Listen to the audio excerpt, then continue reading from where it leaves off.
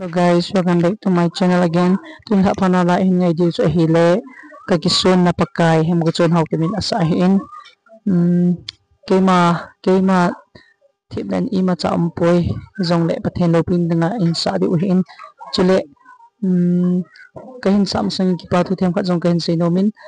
dun chan ge ahin support jing ho chunga ngai lu a ahin support jing ho zo se chunga kipatu kahin sein chule ki school ka hi in kapato video kahin simpam thei pon ji achom choma kum han ji chun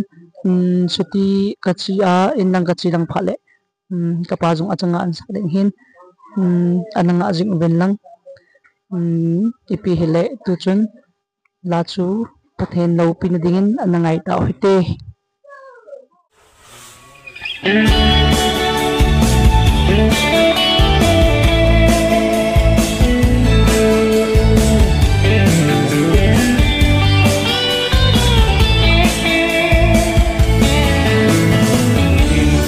năm sao ca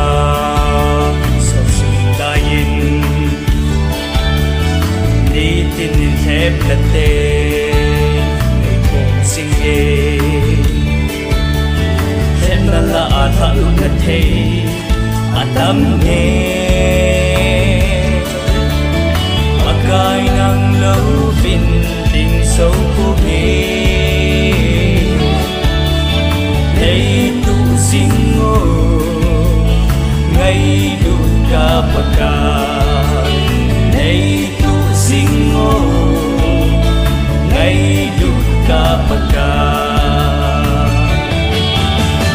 litin thep na sing song le kakisuna ka pakai a na em na tui pin ei chung sing song le kathana zolai sia ava chuina say la ôi xinh xinh đi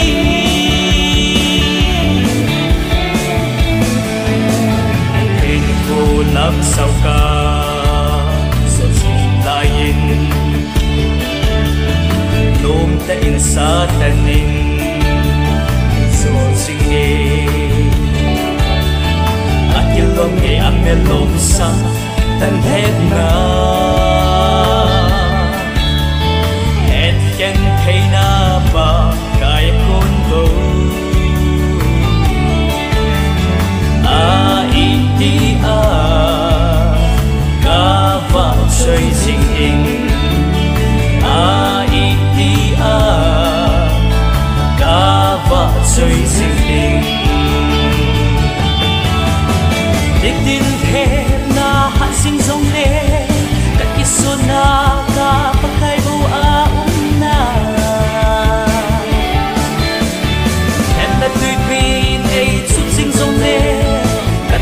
zolai sia ava chuila zaila oi sing sing di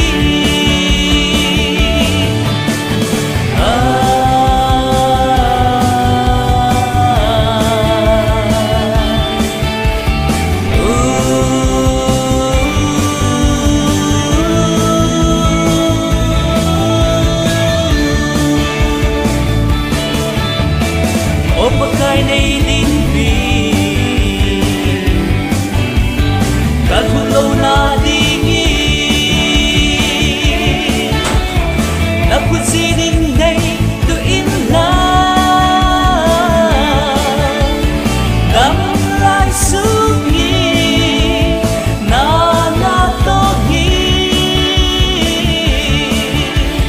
hil pa bo xin xin nhé hil pa bo xin